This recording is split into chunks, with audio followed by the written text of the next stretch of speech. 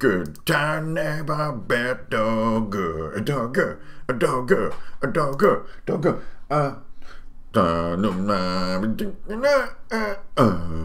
Good time but never bet dogger, a dogger, a dogger, a dogger. I'm feeling fine. Good time never felt so good, so good, so good, so good. I'm feeling fine, but the monkeys inside of the woods, in the woods, in the woods, in the woods. Come on, sweet monkeys of mine. It's like a frantic beast, no good, so good in the woods. It's so good in the woods. I got monkeys all the time. Just like you would in the woods, in the woods, in the woods. I'm feeling fine. Why has it become the new standard that I have to act stupid for 5 minutes before each stream? Oh, sweet monkeys of mine. They look just like I knew that they would. Like they would, like they would, like they would. I'm feeling fine. Monkey time. Just like monkeys in the woods. Sweet monkeys of mine. Good times never look so good in the woods, in the woods, in the woods. Monkeys all the time. Just like monkeys carving wood. Make a canoe, make a canoe. Wow. So the monkeys are carving wood, just like I knew they would. And they look so good in the woods. Sweet monkey time. Just like monkeys in the woods.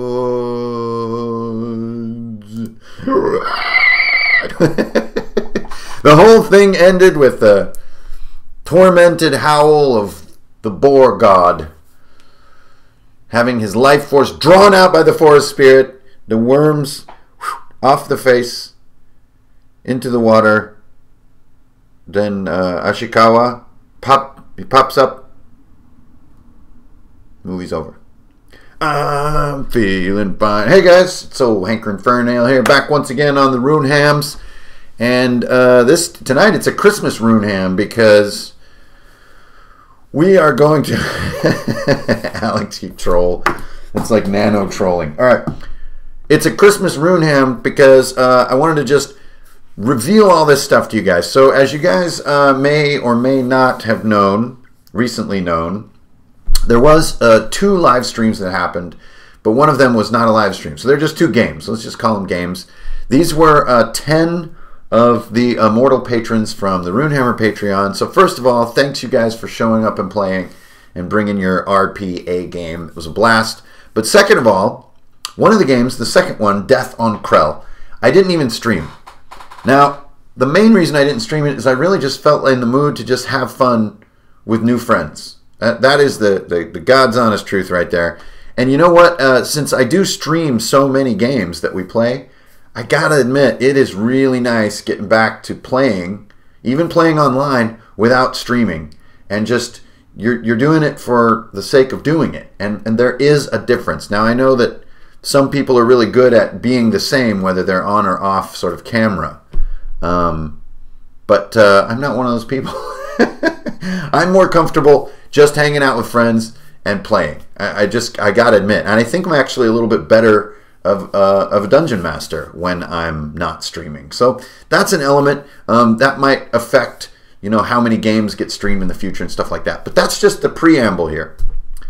The first game we did stream live, but then we had some really crummy audio. I didn't know what I was doing technically. We left like the mute buttons off a few times to get some audio mess that was undesirable. There was also some accidental screen sharing there of sort of other windows that shouldn't be on YouTube and stuff, so that got pulled down. So the whole thing kind of wound up not really on YouTube, right? So what I wanted to do tonight, now that it's a peaceful Monday, and all is focused, all is centered. We're right here. We're using intention. We're being ourselves. We're right here. Now that I'm in that state, hey, Cyrus, what up, dude, man? Hope you're doing good. I miss you, brother. So now that we're in this peaceful space, what I wanted to do was reveal to you guys sort of what happened, and even more importantly, how I prepped for the games. Why? Why, Hankrin? Why do you want to tell us this stuff? Everybody knows how to use Roll20. Don't tell us how to use Roll20. That wasn't my intention.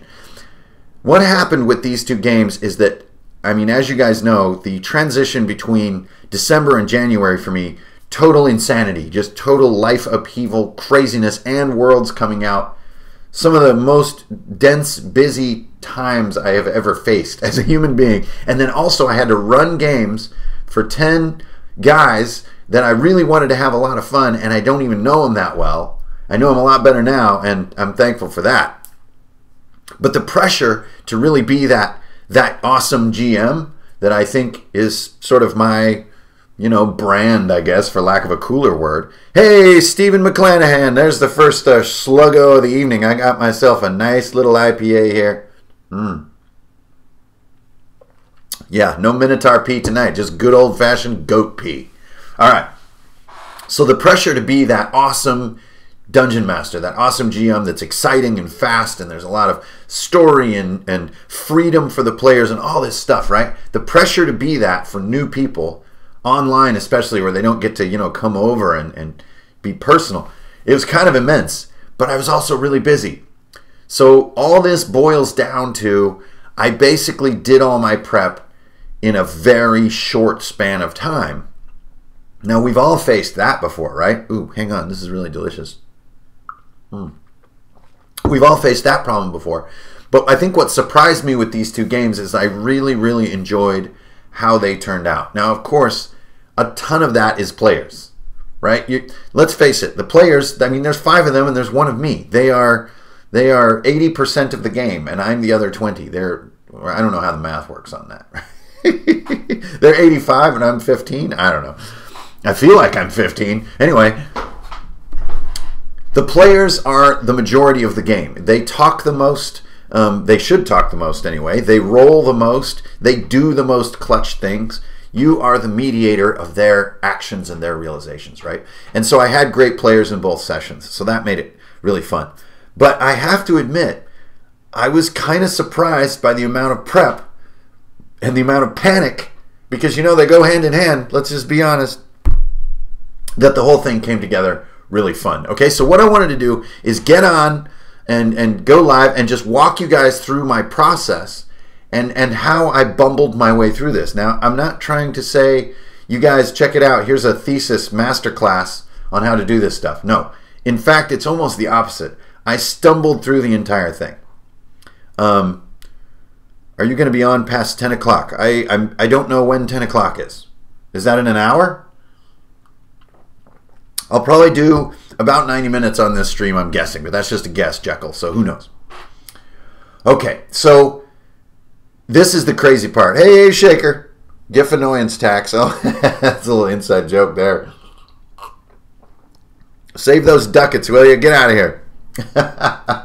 Okay, so here's the funny part, and here's how it all began, and I actually would invite you guys to try this technique. Now, you're going to think I'm crazy. When I told the Immortals that I was going to run a game for them, a couple of games, and I told them, oh yeah, it's going to be this really cool thing. It's called The Fall of Arnor. Okay? The Fall of Arnor. I had no idea what Arnor is. I had no idea what its fall is. I have no idea what that title referred to or meant in any way. And what I would suggest you guys try is try this technique, especially if you're a journaling DM like I am. You start your adventure idea by just giving it a title. You have no idea what the title means or what it refers to. Doesn't matter. It's just a title that has some kind of catch to it, some kind of neat sound. Now, I bet in their brains, I hope, they were like, oh, he's already got enough story where there's a title to it. Ooh, cool. No, I had nothing. I had absolutely nothing. I just came up with a title off the top of my head, and then when it came time to write notes, I just sat down. The first question I asked myself is, what the hell is Arnor? I didn't know if it was going to be Alfheim. I didn't know if it was going to be Warp Shell. I didn't know anything. So I basically used the Worlds book and just kind of flipped to kind of random adventure seeds and just took cues from the World's Book, and that's where I got started. Okay, so the first thing I did is I created this sign-up sheet. Now I'm just going to have this sort of screen share on the left portion of my screen here for you guys. So I just made a sign-up sheet, and this was a Google Doc. Boop, there we go. So let me kind of tuck this over a little bit. Is that, everybody can see there? Okay, cool. So it's just a Google Doc, and what it did was, ooh, maybe these emails shouldn't be on here. I'm not sure. That's maybe not good. So I'm just going to delete those real quick. Okay. Let me just delete the other ones as well really fast. So anyways, they also used this to give me their emails for game invites and stuff like that. So please don't spam those guys. Or do spam them and play games with them. So what it said was just, it's this kind of this sort of catch line, I guess you could call it, right? So we're going to play the Fall of Arnor, and the Knights of Krell accomplish their mission no matter the cost. I think that was a comment that came up later. And it's just extremely simple. Now, this was my other catch line. A desperate team of Krell Knights make a stand on a doomed world. I didn't know why the world was doomed. I didn't know anything, but I did know, like, oh yeah, we're going to do battle suits. Okay, so before I did the artwork that you see here, now I know this is getting a little scatterbrained, I did these character choices. Now I know that some of you guys run one-shots, and with me, I really like to run a one-shot just by letting people choose a character, not create one. Now they can do a stat build, but kind of who they are, I want to fit right in my story with no ramp-up time. You know, in a one-shot, if it's 3 hours, I have no time for people to be doing things like meeting on a boat or meeting in a tavern or anything like this. So what I did was I created 5 battle suits. Okay, this is the team. And so I just drew the battle suits, but I really only had started drawing the battle suits, and I was like, you know, it's more important that the players have their choices ready. So I went back to the text doc, and I wrote up these 5 battle suits. These battle suits use the chunk system from the ICRPG core. The chunk system is in the PDF because it's part of the expansion packs, so it won't be in your print version until 2nd edition. But the chunk system is very simple. A chunk contains hit points, and when it's destroyed, whatever capability that chunk had is gone. So it's like a destructible piece of you, but you're inside, right? So anyways, I just made the battle suits out of chunks, and I created classes based on what the chunks are. And you guys can see here, you can read down a little bit. And, you know, so I made a sort of a sniper, I made a gun specialist, I made a melee guy with heavy armor, I made a commander, and I made a support healing computer tech mech. Okay? Now they each came with their own code name and just a light suggestion of what their personality would be. Okay, this is really the first thing I did for the whole shebang, was to get this going. I wanted these battle suits to catch their imagination. I wanted them to feel like, oh my god, yes, I totally want to be in that battle suit.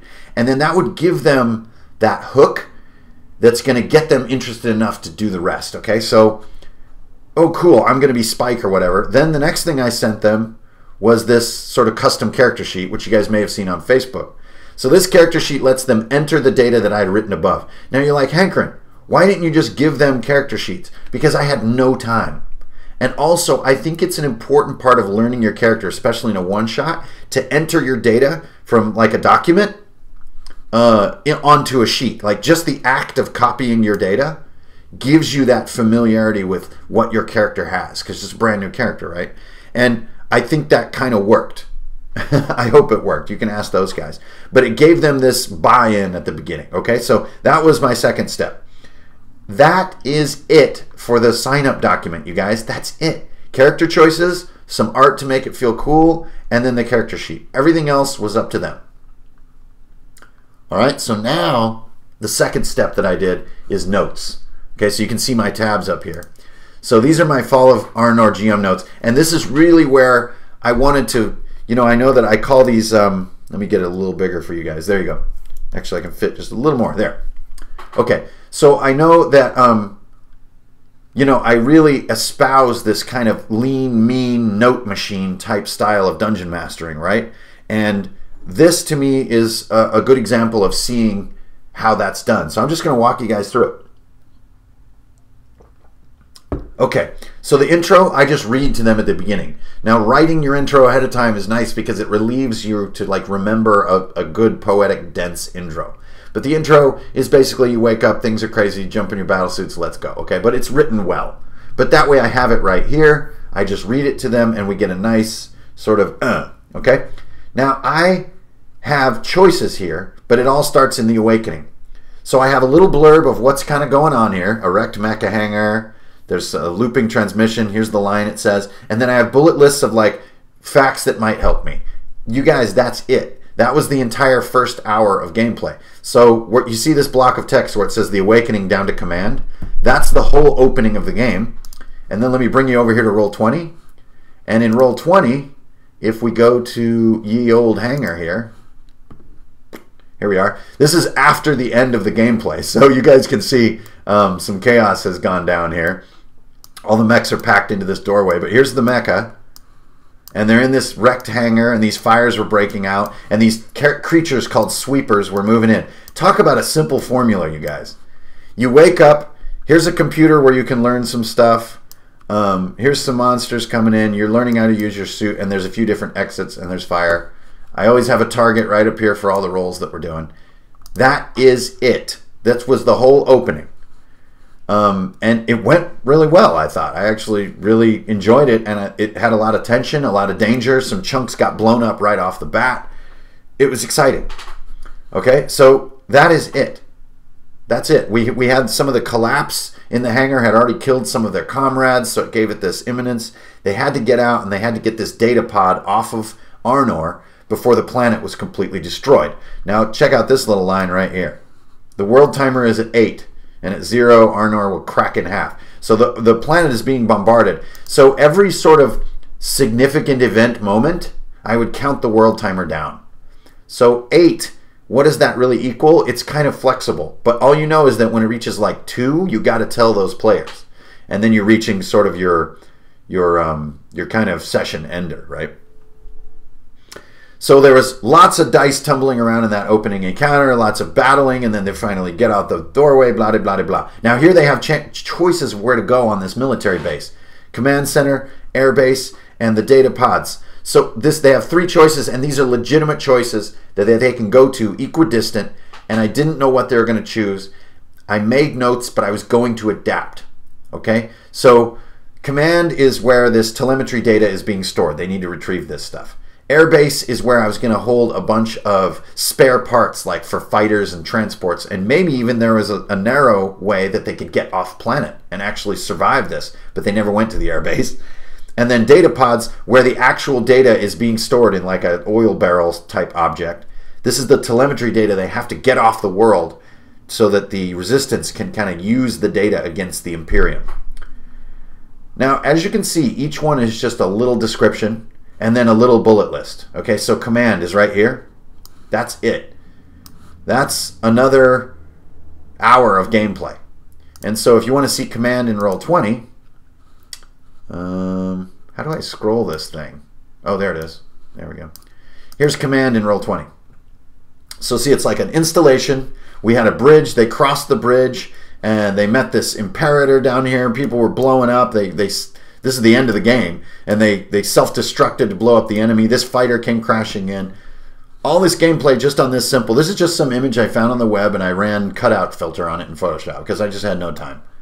So that's command. Okay, so you remember some of the other ones that you saw in my notes. I can show you those as well. So that's command. And then you have data pods. This was actually sort of my favorite part of the encounter.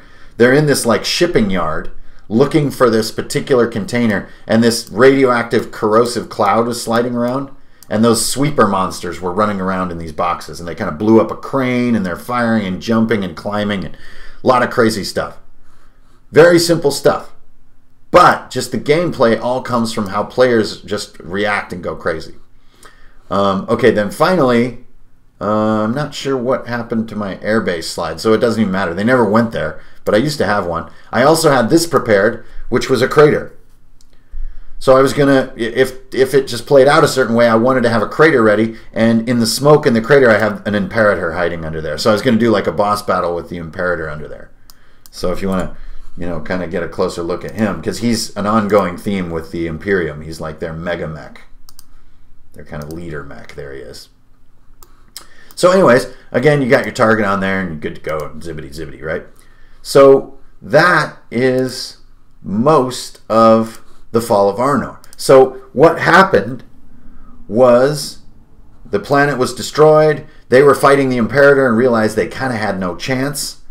And one of them self-destructed, and that sort of vaporized it. And then they improvised an ion drive on the data pod and just shot it into space right as the planet was being destroyed. And they all kind of, you know, a couple of them lived to the bitter end and just watched the planet crack in half and become a singularity, like a tiny black hole, and they're destroyed.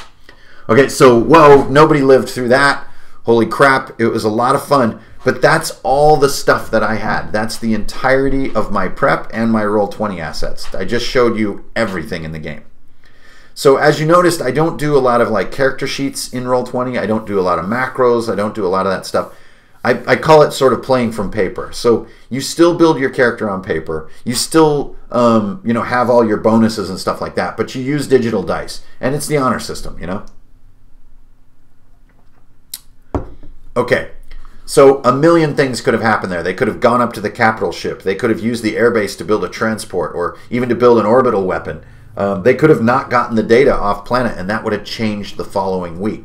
So the following week, we have a new set of heroes who have received and are trying to put to use this data, the telemetry from the Imperium attack. But this is on the Krell homeworld. So I'm going to throw these notes away.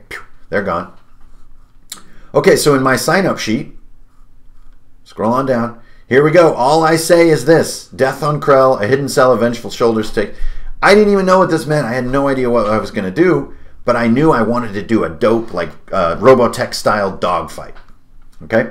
So in the sign-up sheet, I gave them a sense for what their fighters could do. Now, they're like, oh, there must be fighters in this game. But y'all got more of them RPG talks. Matt Shaker, yes, there's one coming up tonight. Thanks for the distraction. So they know how their fighters are going to work. And then I also give them their character choices. Once again, you got your hangar chief, your mechanic, your pilot, your fuel tech, and your weapons deck. All right. So again, I just give them 5 characters. They work out who's going to be who. They are crewmates aboard a Nemesis class carrier. They're not even like cool people. These are just like, you know, like paid workers on this carrier. And they're going to go to this big battle at the Krell homeworld. That's all they get for setup. And these mechanics are all they get. Now the mechanics on the fighter maneuvers I wasn't totally sure about, but I wanted to write a simple, fast, space dogfighting set of mechanics. This worked so great in the game that all this stuff is going into 2nd edition core. It's really, really a fun way to run space fighter stuff. And if you guys know Robotech, like I know Robotech, well, you'll see about here, you're about to see how I did it in Roll20. It got very Robotech-y on us. Okay, so that's all we need for the sign-up sheet. So now here's my Death of Krell notes. So I just same formula. I write the intro. I write the opening scene, which is attack on the Nemesis. So this is their carrier that they're in, is blowing up as the game opens. And there's nobody left to fly these fighters. So the crew people, the deck crew, need to jump in the fighters and get the hell out of the ship before it's annihilated. That entire chunk of gameplay is contained right there. And you're thinking, well, where's all the stats and where's all the stuff? That stuff's easy. Stats are easy. The hard part is the creative roots that are going to give you the improvisational skill to answer questions and run the action and make things explode and make things happen. Stats are simple, man. Things happen every 1d4 rounds. Your targets get a little harder from room to room. And the rest is all just run by ICRPG core, you know? And so this, to me, is the method. This creative core is what makes the gameplay happen. The rest kind of does itself. Okay, so here is Attack on the Nemesis. So I want to show you that in Roll20. So first of all, here's the Death on Krell starter screen. So I just made a little bit different one. You know, I'm using kind of found art from the interwebs because I just didn't have a lot of time. So here's the deck of the Nemesis. Let's zoom out a little bit. So this is after the end of their escape. So originally it had like, you know, all these fighters lined up. And the fire was spreading. The fighters were like this. And the fire was spreading. Now if you zoom in, you start to see some interesting things. So they found, I wouldn't call it hid, but I just placed a battlesuit on the map. I didn't know if I intended to, you know, be sending a message of like, hey, there's a battlesuit, you should grab that. I just put it there. But players are awesome. They sought out the battlesuit And actually it was cool because the leader, the deck chief, he's the one who went and jumped in the battle suit. So we basically had the deck chief in the battle suit and everybody else getting in fighters. Now the fighters, these are just Veritex that I found on the internet, and I cut them out and made a PNG and then put a drop shadow on them. But now let me take you over to Photoshop. Okay, so I don't know if Photoshop's a little too big here. There we go. Okay, so that you've seen already the battle suits. No need to save that. Okay, you've seen the character sheet. No need to look at that. This is just a star field that I used. Simple stuff. This is some found art that I used for the covers. This is in the future. We haven't quite gotten there. Here's the deck that I did. So it's just I used two pictures of aircraft carriers and I mirrored them and kind of put some yellow color on there and I was done. Really simple stuff, but it gives you so much implied detail about where you are. You're on this space carrier, right?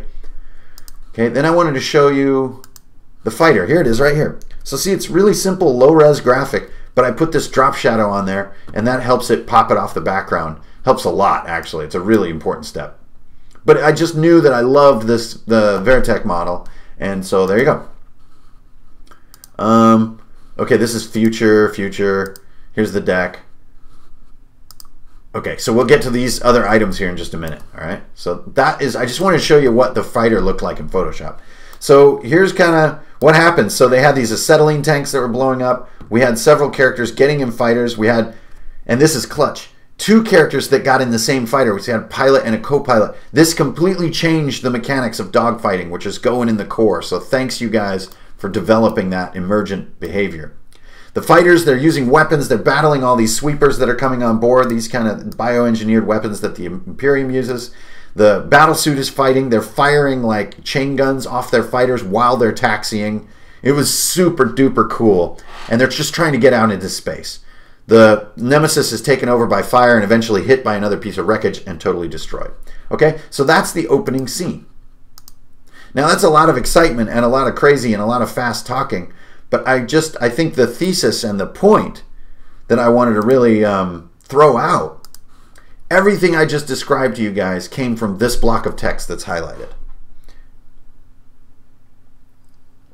And I think that something about that is the magic. And I would like to set people free a little bit and say, hey man, there's no secrets, there's no right way to do it.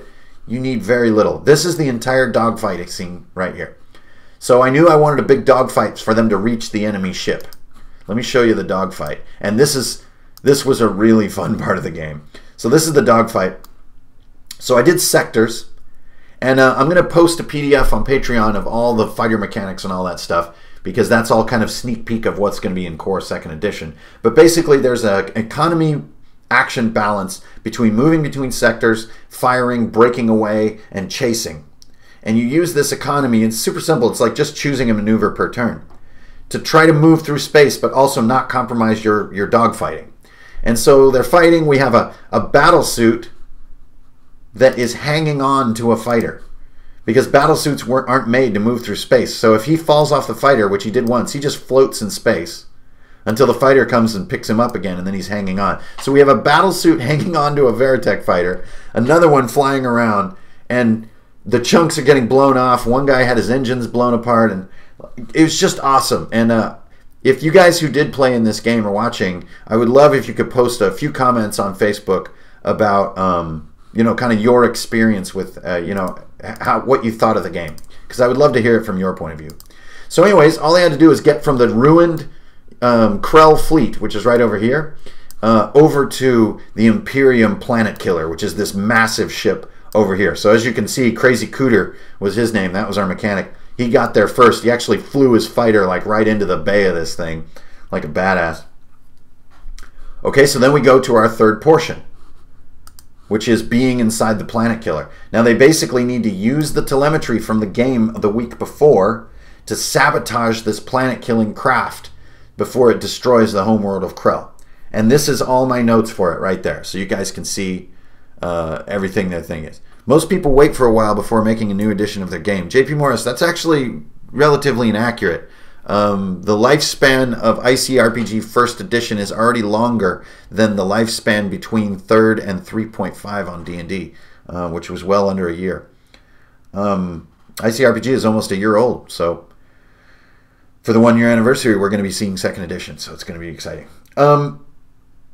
So this is the whole thing for the tunnel crawl, which is getting through the planet killer and sabotaging and destroying it. Here's where I knew the least of how they were going to get there and what they were going to do. Now, I didn't even know that things were going to go as maybe I thought they were going to go. So I prepare, as you can see, my sessions are prepared less and less as they progress because I don't know what's going to be happening.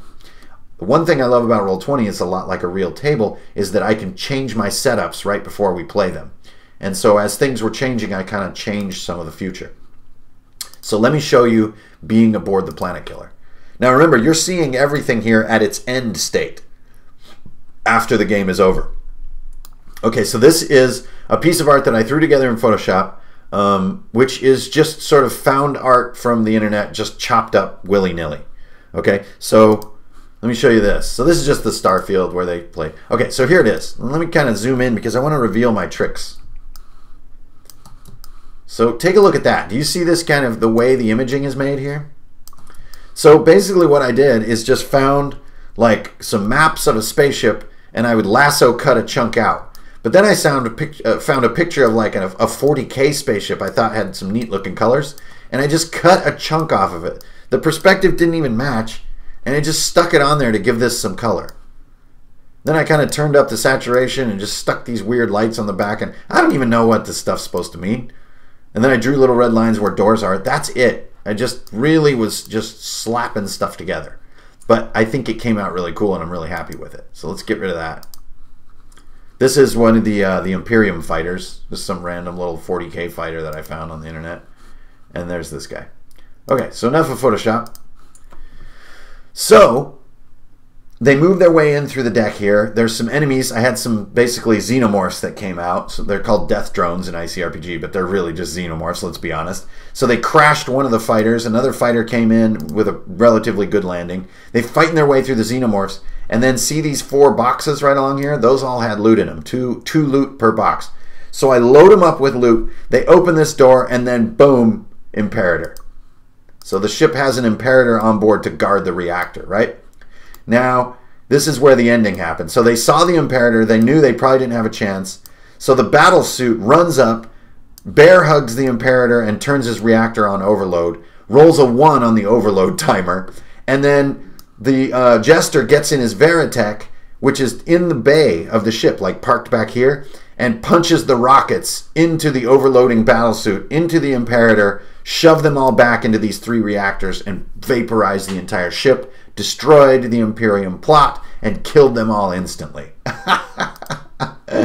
But only after a great deal of struggle, and I still think maybe they were considering escape, because you have a captain's shuttle right up here. So, whoa. So sorry I'm not reading all your comments, guys, because I wanted to get through all this stuff, and then we can get to all the comments, okay? But that's it. That was a 3-hour night of gameplay. So I just had to prepare the tokens, the notes, the Roll20 pages, a little bit of art, but all I really did were these, and a little bit of map art, but very little. Now I can kill Roll20. Oop, I don't want to show that, do I? Okay. That's just YouTube. But I don't think there's any stream keys or anything on there, so that's an okay overshare. That's it. That's the whole thing. So that is what I wanted to show you. Is, wow. It's now that I just sort of show, it's like sort of mind-boggling how much happens from so little. Whoa, I'm flying around. But that really is the point that I want to drive home, is how much you can get out of trusting your players and also trusting yourself. You know, like I think a lot of DMs use a lot of time doing preparation because they're not sure how to handle what's going to happen, or they want to be quote-unquote ready for what's going to happen. But I really think that being ready for what's going to happen is a matter of small memorizable chunks, not reams of chunks you need to look up and read.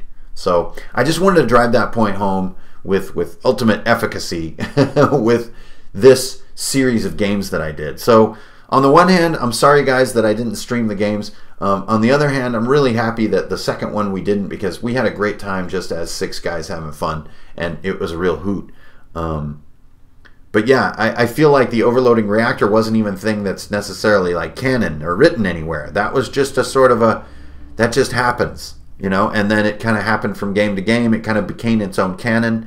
I never egged any of that on. And to me, that's when you've got a really, really great game, is the canon is being written by the players right in front of you, and you're kind of shocked by it, but your job as the DM is to let it happen, let it be.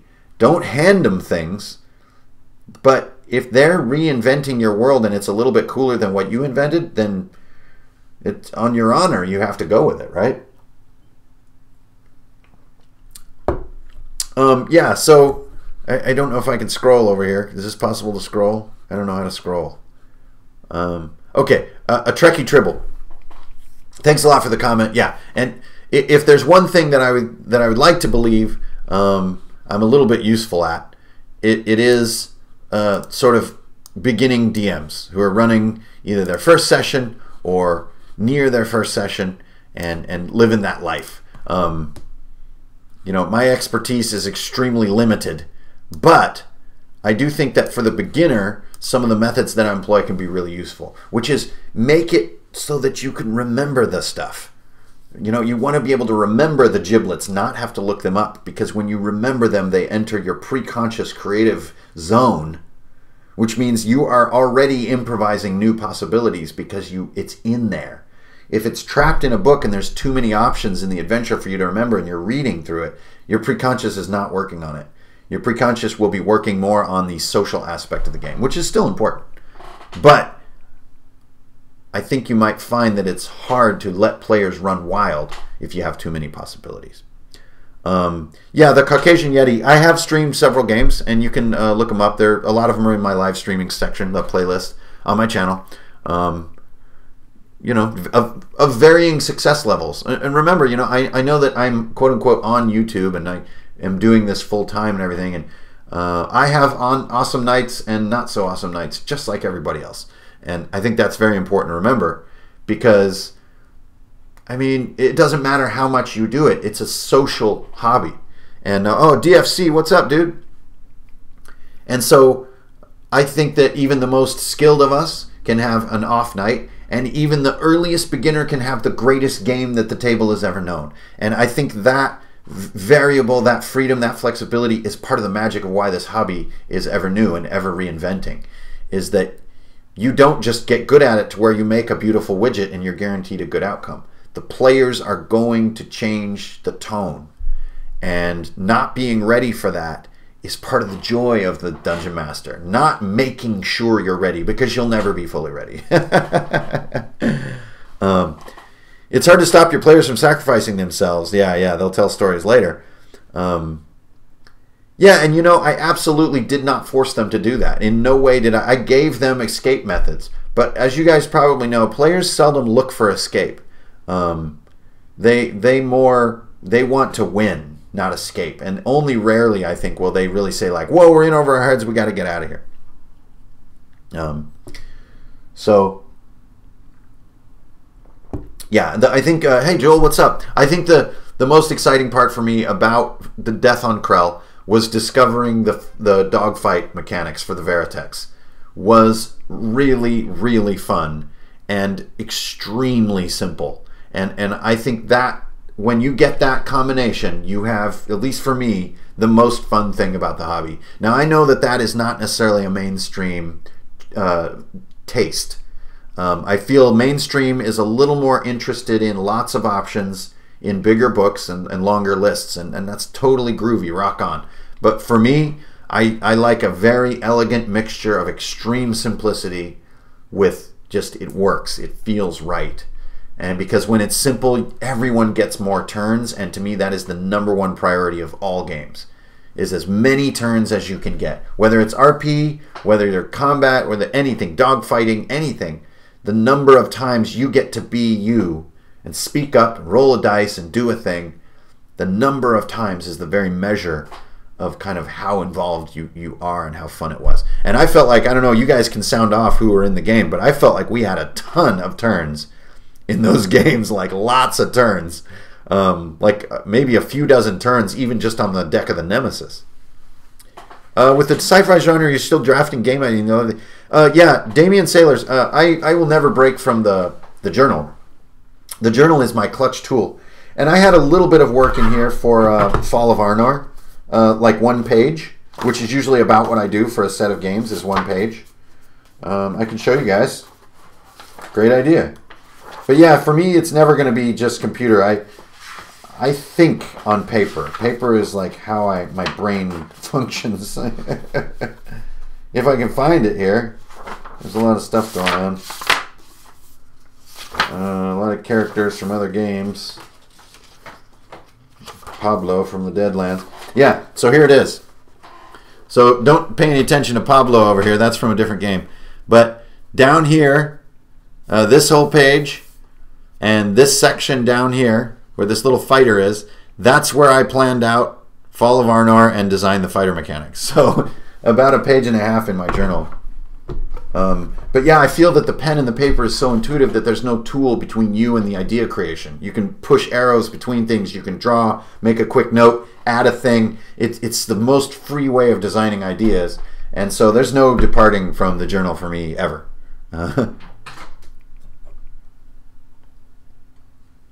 Park, I had 16 turns on which I rolled a 1 7 times. That's great stuff. How do you think up puzzles? I watched Fire and Ice and it was great. I'm thinking of doing a one-shot with a lot of puzzles. Any tips? Yeah, Caucasian Yeti. Simple, simple, simple, simple, simple. Simple, simple puzzles. And also dip a toe before you throw them in the pool. So give them the simplest puzzle you can possibly think up. A super boneheaded puzzle. There's a button that turns off the dart trap, right? That's it. Now, if they're quick and they get right through that, okay, maybe you can give them, you know, something with like a rotating disc where you match up the colors, or you remember a design from a previous room and you have to enter that design. But some groups, they will not get the simplest puzzle imaginable. They will do anything to go around it. They'll try to smash it, right? So it's definitely specific to a group. Some group can solve complex puzzles quickly and they love doing it. So I think the complexity of your puzzle and the design of your puzzle is more driven by your players than by you. So give them a quick test, you know, some Indiana Jones level stuff, like really simple stuff. I made my first XPS, love the style, thanks. Hey, Red Screamable, Red Screamable. Yeah, man, rock on. Yeah, the double ones were just crazy. Yeah, the break-off mechanic, and then also having a co-pilot gave that fighter 2 actions instead of the 1, and it made that fighter kind of like the point man fighters. Really fun stuff. And I'll really be happy to get this stuff into 2nd edition core, because I've been playing since Car Wars. I've been playing, you know, vehicle combat stuff. Played BattleTech, played Ogre. Some of the Rift stuff has those cool vehicle rules in there, and I really think all of that play, I hope, boiled into the chunk system and how vehicle combat works in ICRPG. It's just so simple and fun. I just had a hoot with it. Getting a loose game like this for players who train to play with rigid. Oh yeah, that's tough. How did the prep? King Milk Dud, I had no idea what was the outcome would be, and I didn't do my prep until a week after the first one. So I just riffed on what they did in the first one, basically. But how do you, you don't, basically, JP Morris. I hate to say this. This is a big limit to, I think, my audience potential with ICRPG, is I don't think there is a very good riptide between a quote-unquote mechanics light system like ICRPG and something like D&D 5e. I think that a lot of 5e and Pathfinder players, they see the beauty of the game in the complexity, and I love that about them, and that's what makes that group and that hobby unique. And rock on, I have absolutely nothing against it. But I don't think there's a much of a crossover there. You know, I don't think you convince 5e players to get simpler with things. You let them bask in the complexity. They love that complexity, especially when people know the game well. It's a beautiful thing. It's music. So, you know, it's just my taste at the table. I really like fast-moving games that are simpler, that focus more on, you know, the flavor.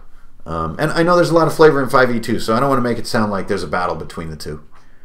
But generally the players who play 5e think that, you know, ICRPG might be a little thin on options. And that it is. It leaves a lot of the option creation to the DM and the players.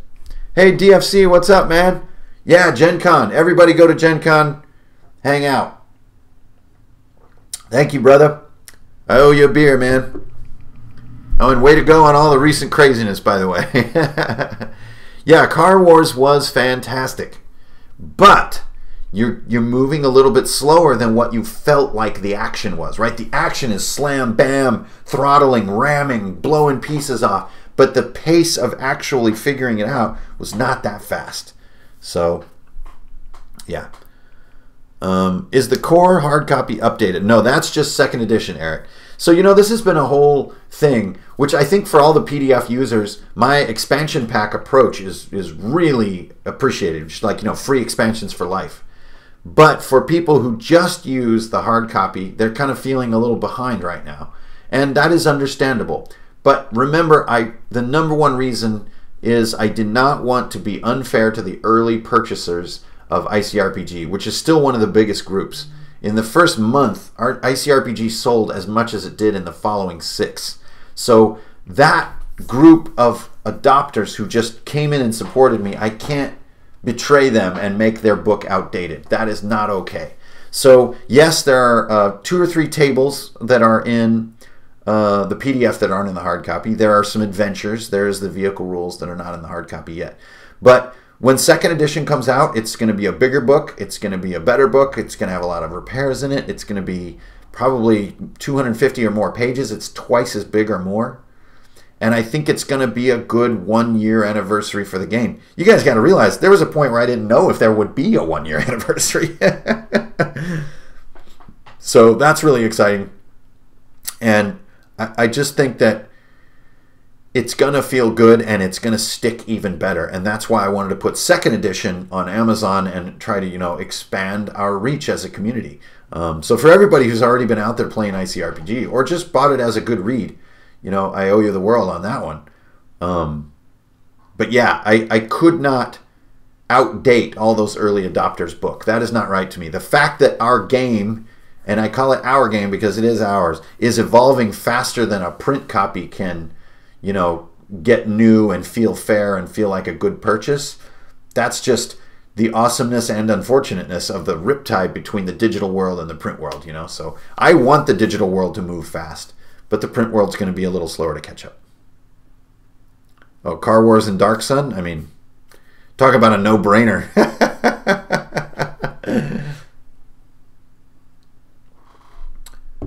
Oh, great. Yeah, Polarity Grease. Warp Shell is a blast. And I don't know, I don't mean it as a plug, but a lot of Worlds is dedicated to Warp Shell. So it's a treasure trove if you're playing Warp Shell. I liked how NG's co-pilot still had good skills in the fighters, while Jester was a superior pilot. Hey, thanks, man. Very simple. We just made Jester's piloting roles easy, and that's all you need. That's the ICRPG way. Hey, man, Workbench is covering paper minis. Yeah, man, I know the feeling. Sci-fi can be a fun break, yes. Yeah, it gives you a lot more speed and a lot more familiarity and a little less, to it. So it can be really fun. Looking forward to doing some John Carter. Oh, yeah, that's a lot like kind of how we jam. Yeah, boy, hey, DFC, on that note, 5th edition Shadowrun. Now, that is a book that, for me, is very hard to use. It's incredible how much stuff they put in there, but there's so much stuff I can't even begin. I just become paralyzed, which is a little bit what happened with Trudvang for me. It's just too much. It's just crazy.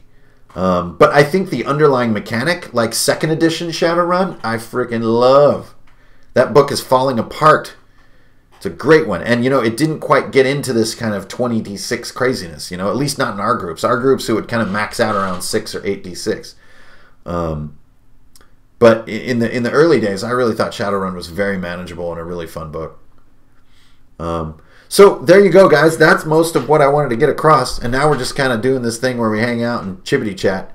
Now I know that I've been slacking and doing like lots of live streams rather than like produced videos, but things are kind of mellowing out a little bit. Still rocking commissions all the time, but not so much work on bigger things. And so going to get finally around to some videos that have been a long time coming. So I think that'll be fun. Elon Musk. Yep, Falcon Heavy. It's everywhere. But also, I also have been a little thinner on produced videos because I've been a player lately. I have not been DMing. So I haven't had that drive to show you guys the most recent thing I created. Just been being a player. And I tell you, it is a fantastic way of life just being a player. It really teaches you a ton about the game. So some announcements coming up that will not be made. This week is a little bit of a chill week for me. No games on the weeknights this week. So the next time I'll see you guys will be Wednesday night. Going to do a live reading of the classic Conan tale, Red Nails. So I'm going to read that right out of the book and hopefully stir your wallets to throw some dollars in the ducat, and all the proceeds from Wednesday night's stream are going to go to the Wounded Warrior Project, sort of one of my charities of choice. And we'll see if we can raise a few $100s while we read an awesome fantasy story and spend some time by the fire. So that'll be really fun. And just the chance to read. You know, reading those stories live is not easy, and it's a skill that I really enjoy and like to share. I've been watching a lot of your videos. I have a first PF game, and I'm going to be DMing. You have any generalized tip you could give? Taru. Yes, set aside whatever you have to set aside to keep that pace moving around the table. Whether they're role-playing or they're fighting, keep that pace moving around the table. So, if people are waiting 45 minutes between turns, that is a more important problem than any other problem in the game to me. So, every 5 to 10 minutes you need to be taking a turn. That would be my #1 tip. What is best in life? A falcon at your breast and the wind in your hair. Wrong! More layer of knowledge. Hey, I can only read so many books so fast. Currently reading House of Leaves, which is not so easy to read. So anyways, you guys, I'm done. I'm going to get out of here. I did what I came to do. I'm not going to keep you around. Get out there, write your notes, get your games going. Check out all the cool people that are doing cool things that are coming up. There's Bloat, there's Questwise, there's Project Deadfall. So old Aaron Nelms from Nordic Forge has reinvented his channel, and it's awesome. And I see big things for him in the future. I think he's going to be a force to be reckoned with. And always keep an eye on Pilly Pow. That dude is stone cold dirty, and he's still making really cool stuff. So get out there and see everybody. And yeah, get your Gen Con tickets. I think badges are up, so get them and let's drink in that beer garden again. Maybe, I don't know, we'll play some card games in the hall. Do some of that hotel room D&D. That stuff's dope. Okay, yeah, so I'm going to see you guys on Wednesday night. I'm going to get out of here. I'm just going to chill out and watch the Olympics tonight. You know what I mean? So have a good one, you guys. Strength, honor, and beer. Keep it real. Don't steal, and you always get a deal. All right? I'm going to sign out. So thanks, everybody, for tuning in. And I just wanted to show you how I did that couple set of games and what went down. So keep an eye on everything. Keep it real. I'll see you guys soon, all right? Let's take it out. Shabba-doo-wop-beep-a-doo-doo. A-shabba-doo-doo-bop-doo-doo-doo. A-shabba-doo-wop-beep-a-doo. A-shabba-doo-boo-doo-doo-doo. A-shabba-dip-doo-doo-doo. A-shabba-dip-a-dip-a-dip-a-dip. Ha! Shibba-dip. Ba-ba-doo-boo. Shabba-doo-boo-boo-doo-doo.